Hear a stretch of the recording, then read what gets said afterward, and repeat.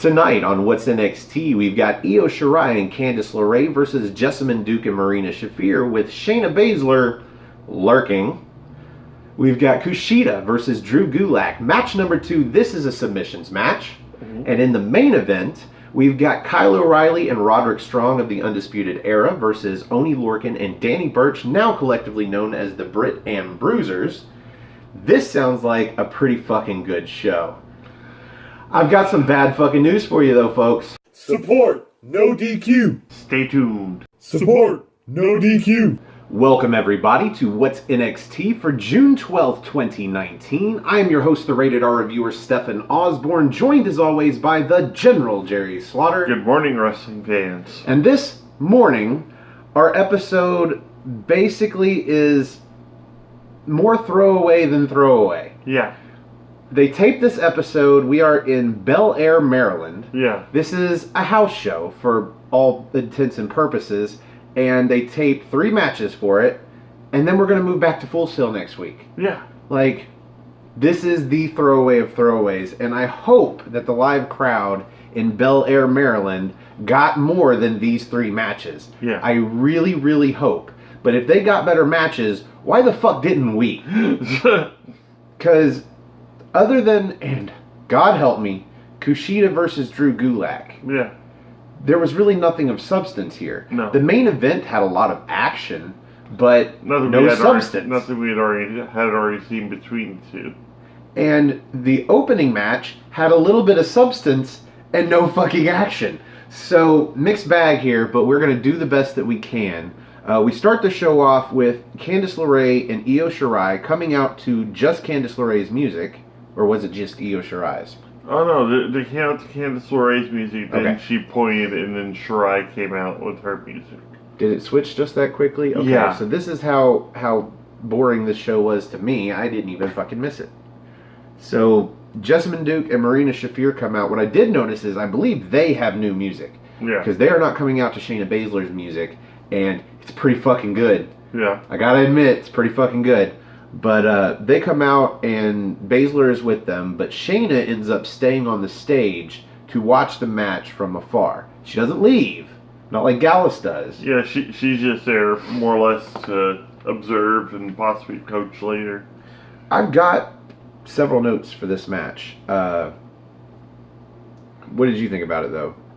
What I really wanted to see was Duke and Shafir actually pick up a win. No kidding. But at the same time, At least they didn't pick up a loss. they didn't pick up a loss. There's not another loss here, so that was actually, that brought me a little bit of comfort. You know what? Maybe they did pick up a loss. I honestly don't know how this match ended. The bell rang. Yeah, it was a double count out. But pretty much the match was thrown out because, well, Yeah, but nobody announced that. No. It could have just been completely thrown out. Yeah, that's what I'm saying. The match was just thrown out because No contest. Yeah, no contest. All right, so my first note here is Duke and Shafir working over Candice LeRae. This is your typical babyface tag team versus heel tag team. Candice gets the brunt of the beatdown. Actually, not Jessamyn Duke. Marina Shafir is starting to look really good. Yeah. With some of her moves, her strikes. She does it's sort of a crossbow back-breaking submission. I don't know what to call this, but it's like a strong bow across her back. Yeah. Around to her front, and Jerry said, I bet she learned that from her husband. Yes. Because he knows every way there is to hurt your back. Io gets the hot tag, though, eventually. She comes in, she hits a 619, she hits a fucking springboard from the apron into the ring, shotgun drop kick. Yeah. And then, as Baszler is looking on, she puts Duke's arm back behind her. Yeah. And sets her up for the Baszler stomp. What I call the Baszler stomp. She called it the reality check. Then? Yeah. Yeah. I'm still going to call it the Baszler stomp. Even though I believe Pete Dunne did it first, I think Shayna Baszler does it better. Yeah. So, that's just me. So, Io hits the Baszler stomp on Duke. And then immediately Shayna comes down to the ring and pulls Duke out. Yeah. And this is basically where the match goes nowhere. We see a couple of good spots. Io Shirai gets on the top. I think it was the top rope. Hits a moonsault onto... I know she hit Baszler. She might have hit Jessamine Duke as well. Yes. But then Candice LeRae comes off of one ropes, runs to the other, does a suicide dive outside onto Duke and Shafir. You know, now that I mention it, this match actually did have... It devolved into a pretty decent brawl is what it did. But it had no ending. Well, pretty much all we saw was Shafir and Duke working over Candice LeRae at the end, and Baszler and Shirai went behind the curtain fighting, and that was it. Yeah, and all the while there's a bunch of refs and people trying to break all of this up, and they're having no success. Nope. But it lets us know that the refs are there. Mm-hmm. After this match, we get a video recap of Velveteen Dream versus Tyler Breeze at TakeOver 25. And this is just there to set up precedent for the Velveteen Dream selfie promo that we see, which is kind of like the answer to Tyler Breeze's promo where he was being interviewed by fucking somebody last week. And Dream just says that it's solid, it's beautiful, it can go on forever, and it deserves the spotlight. And he says, no, it's not the title. It's me. Yep. What do you think about Dream here, man? I think it's just a quick self-indulgent promo that said absolutely nothing, and he's good at those. Him and Gibson, man. Yeah. If you don't know who Gibson is, you should watch our NXT parties on Fridays. After this, we get a video recap of Kushida versus Drew Gulak from 2 weeks ago, and this is setting up our next match, which is supposed to be next, but we do get commercials, and then we get a video package for Damian Priest. This is a different video package than the ones we've been seeing. This is showing the personal side of Damian Priest, Yeah.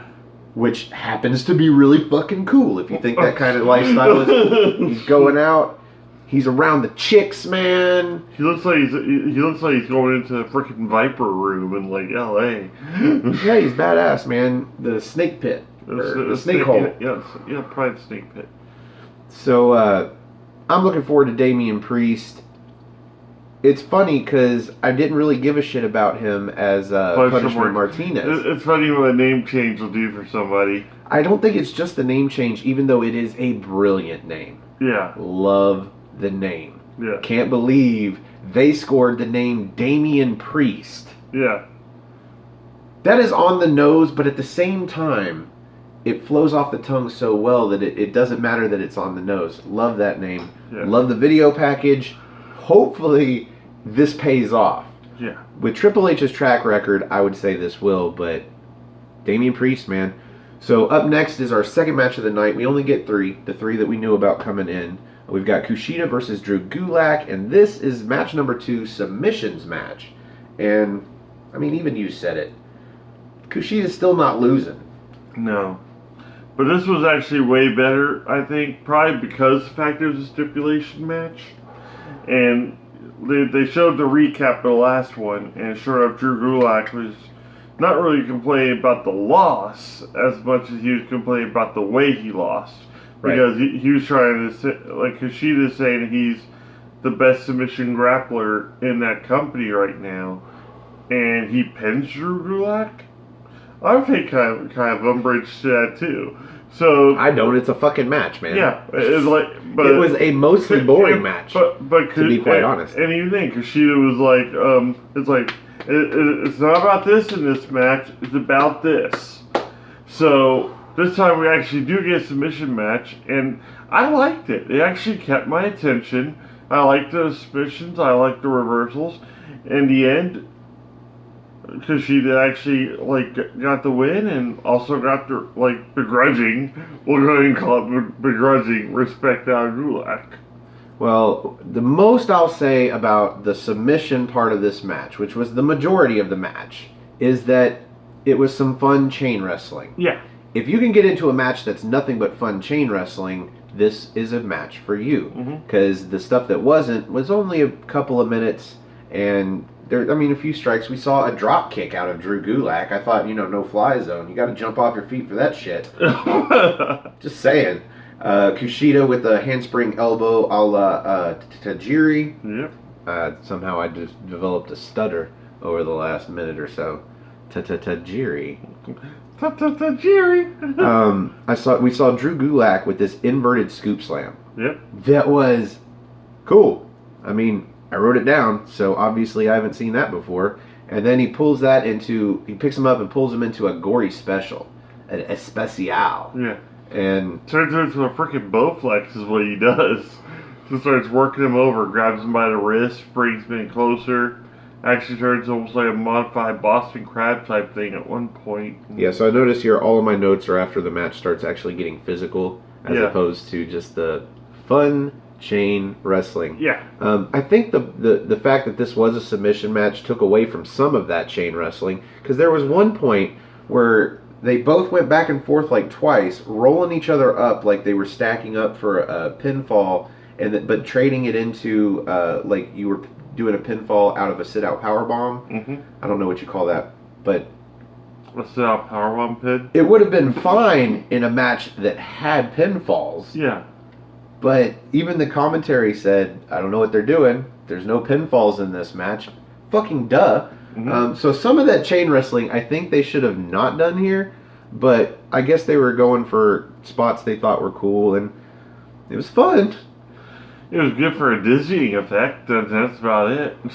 So Kushida had some good moves towards the end. He does this hip toss where Gulak's coming off the ropes. Hip toss, but then cartwheels through it and drops him with a drop kick to his face. That was cool. They were on the apron, trading strikes, and then Gulak tries to get Kushida up for an electric chair, but then he spins around and Rana's fucking Gulak over the top rope back into the ring. They both had a pretty ugly fall. That was a gnarly bump because he landed, Gulak landed right on Kushida's chest. The end of this match comes with a soccer kick to the arm, which stands up Drew Gulak, and then Kushida comes off the ropes and then does that spinny shit. Not the flippy shit, the spinny shit around Drew Gulak like somebody would do for like a head scissors takedown. Yeah. This case, he follows it down to the mat with that hoverboard lock. Yeah, which is basically, it's a version of the Kimura, but on the mat where he's sitting up. I don't know how else to describe it. Gulak taps almost immediately. Yeah. Yeah, so they are protecting this move. I liked the spots I wrote down and everything in between, but 80% of the match up to that point, I'm just like, sure, it's fun, but I'm not into it. Different strokes for different folks, though, man. Yeah, I thought it was pretty excellent. And then at the end, you have Gulak or Kushida actually trying to get the handshake and whatnot. Gulak gets all in his face about it. It's like, pretty much, you beat me. All right, you won.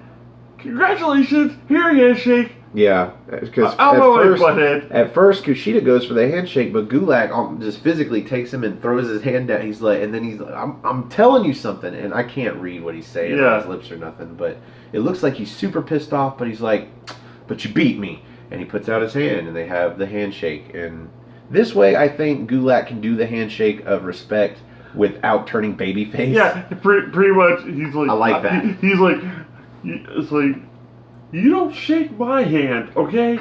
I shake yours. I shake your hand, yeah. You don't reach out. I do. So after this match, we've got a promo, and this is back at Full Sail outside, where it is beautiful looking. Mm-hmm. And we've got Aaliyah and Vanessa Bourne, speaking of beautiful looking. Yeah. They're talking about Mia Yim. Because obviously now that Mia Yim has got 2 wins to 1 over Bianca Belair, who is a former contender for the NXT Women's Championship, now Mia Yim is being talked about as the next #1 contender. Yeah. And they take exception to this, and I'm like, why? Your only really recent wins have been as a tag team. Maybe you guys should be going after the Iconics. But I guess this gives Mia Yim something to do until they will put her in the ring with whoever is the women's champion by then. Yep. It might be Io Shirai for all we know. But gives her something to do for a couple of weeks. My hope is that they don't drop the fact that she is being talked about as a #1 contender Normally they don't, Mhm. but this is WWE logic. NXT is still WWE. And I hope that they don't put Mia Yim into this and then forget about that, because I want her to go against Shayna Baszler, and I want her to lose and go back to the rest of the division. Get it out of there. Don't have this standing over her head. One of the first cold opens we ever did was Mia Yim able to knock out Shayna Baszler. Ha ha ha ha. Yeah. Oh yeah, the endless laugh. Yeah. No. So while talking about Mia Yim, of course they're insulting her, and Vanessa Bourne has got a few books there to help her out. The Fashion Bible, The Beginner's Book of English, and Grammar for Dummies. Yes. And she said if you visited Mia Yim's Twitter page, you can see why she needs them. So this is fine with me. Not a bad promo, actually. They did quite well with this. So I guess it's setting up for at least Aaliyah versus Mia Yim. I hope she takes on both of them, and I hope she beats them and gets some momentum going into getting beaten by Shayna Baszler. Mm-hmm. So after this, the reason we say that Io Shirai could be the NXT Women's Champion by the time Mia Yim meets whoever the champion is, in 2 weeks' time we are going to get the rematch, Shayna Baszler versus Io Shirai. This is going to be in a steel cage. Yeah. And it is for the title. And that's it, just an announcement. Nothing big. No. I look forward to 2 weeks from now. Yeah. Not because of Io Shirai by any stretch, but I love watching Shayna Baszler defend the title. After this, we get a video recap of Mansoor at Super Showdown winning the 50-man Battle Royal, and his clips from his interview after that. And sure, why not? Mansoor is technically NXT/NXT UK. So congratulations, Mansoor. You kind of screwed me on point on that one. Man, if I'd have known he was going to be in that match, I might have picked him. Oh, so did I. Plus also the fact that my other pick was Elias. Yeah, that killed me. My number one pick was Elias. Yeah. I'd have gotten 3 points. Yeah. But if I'd have known Mansoor was in it, I would have put him at least one of the 3. Yeah. Because That's why I went with Mustafa Ali. But see, Mustafa Ali is close, but not the same spot. Yeah. Mansoor is that's his just fucking full-on, hometown, yeah. man. That's just no fair. So after that, we get a video recap of Johnny Gargano versus Adam Cole from NXT TakeOver 25. And basically the only reason they're showing that is to remind you that, yeah, that happened. And Next week, we're graced by the champion at Full Sail. Yep, the first appearance of Adam Cole on NXT TV since winning the NXT title. Mm-hmm. That should be fun, because he doesn't come alone. No. It's going to be fun. So we are on to the main event, and tonight we have Roderick Strong and Kyle O'Reilly of the Undisputed Era versus Oney Lorcan and Danny Burch, hitherto now known as the Brit Am Bruisers. Or Brit Am Brothers. It's all Brit Am. But at the same time, I like the Brit Am Bruisers the best. I don't like it because Pete Dunne is the Bruiserweight. Yeah. I'd prefer if they called him the Brit Am Brawlers. Yep. Oh, the Brit Am Brawlers I like. Hopefully they make that change. I like that Wayo too so much. If the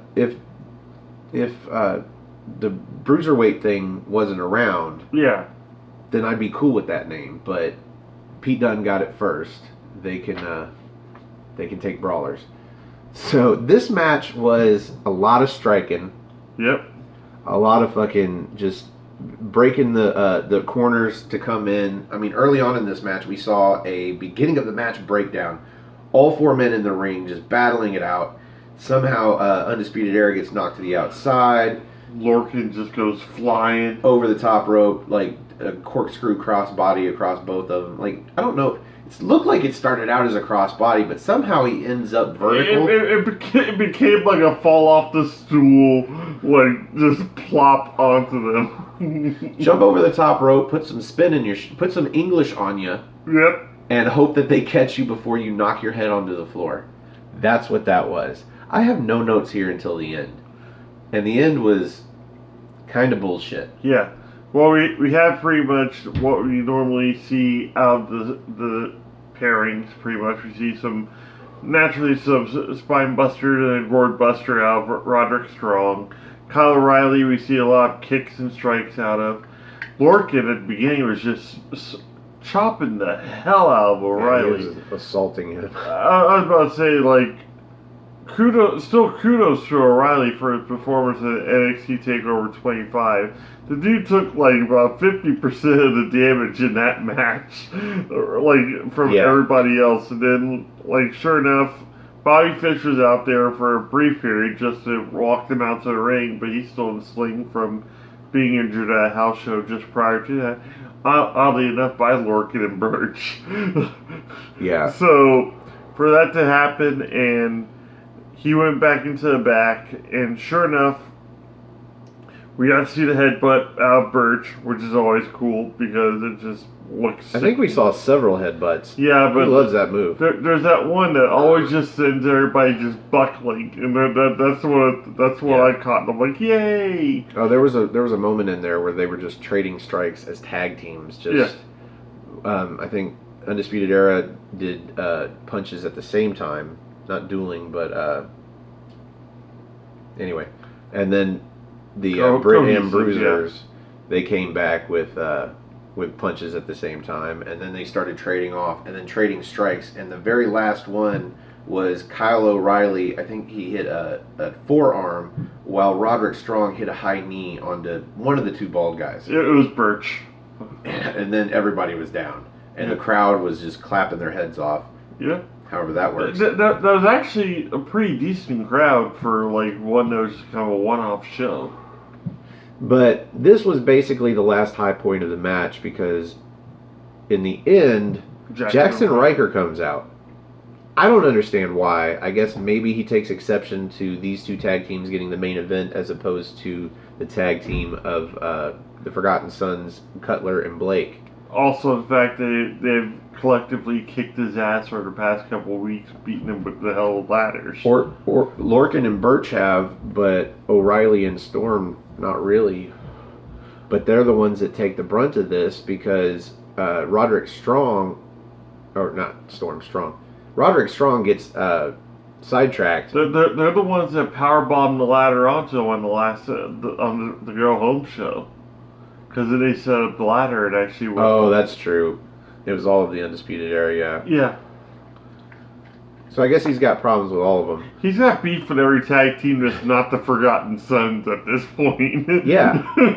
Why isn't he half of the tag team? Jeez. Well, why is he not the tag team? There's a better question. So Kyle O'Reilly gets knocked into Roderick Strong while he's distracted by Riker, who is just throwing around security and not the refs, but these security guys that are obviously training to be wrestlers. He's throwing them around, but somebody gets a roll-up on Kyle O'Reilly out of knocking him into Roderick Strong and sending Strong outside of the ring. 1, 2, 3, fruit roll-up for the victory. Lorcan and Birch, the Brit and Brawlers. Lorcan and Birch, like, emerge victorious, look beaten like crap. Strong and O'Reilly are in the ring, pretty much looking dejected, and Jackson Riker is just staring. Yeah, it's a weird way to end the show, but I think we've seen worse, but we've definitely seen better. Yeah. I kind of wish, we were hoping that the women's tag match wasn't going to end the show, but I kind of wish it had, even though it had a fucky finish. It would have been cool to see all the women splitting out across the arena, brawling, as opposed to just the flat ending that we saw with this tag match. I would have been okay with Kushida and Drew Gulak being fit. Of course you would. Yeah. But like you said, like the match at least picked up towards the end, and there was the finish. That's true. This match was fun for the most part as a match, but that finish was stupid. Yeah. It doesn't make sense. Honestly, it just doesn't make sense. I know that Jackson Riker has beef with all four of these guys, but why get involved in their tag match? No idea. And he really didn't do anything. He just stood there. He should have run into the ring, and while Lorcan and Birch were winded from the match, started beating the shit out of them. Yeah. So that brings us to the end of the main event. And here on the What's NXT, we rate the main event using the General's 5-star rating system. And where do you put this, Jerry? Probably 2 3/4. There wasn't really a lot going on in this match, like we hadn't seen before. And then for it to be more or less a throwaway match on a throwaway show, I couldn't really get into it too much. The crowd seemed like pretty well into it, and then the finish, though the fact that we're not really expecting Lorcan and Birch to win for them to pull out the victory, that was pretty cool, but it wasn't enough to say the fact that the show wasn't kind of lackluster. I'd be fine with the Brit Am Brawlers getting the victory if it was a real victory, not a fucking fruit roll-up off of a making no sense Jackson Riker coming out and distracting everybody. Yeah. But yeah, that's where I stand on that. It's 2 3/4. I'd give the match 2 3/4 because it was better than middle of the road. But with that ending, coming off, just this whole show to me seemed disappointing. Yeah. Because we know that last episode is supposed to be the disappointing show because that's all of the dark matches from NXT TakeOver. Somehow that was a better show. This looked like it was like pretty much, oh crap, we have put together a show real quick to tide people over because we're not going to be able to get back down from Connecticut back down to Full Sail in time to record another one just yet. And that's what I think we got here. Planes are for, man. Yeah. So that we end up getting that. I'm going with 2.5. 2.5? Wow. 2.5. That's probably the lowest I've gone in a long, long time. But yeah. This just, on the back of a lackluster show, and I hate to call NXT lackluster, this show hopefully was better than their show. Yeah. And that's hard to do. Which sucks. So I was so excited about this show. Yes. Because I was like, cool, 3 matches.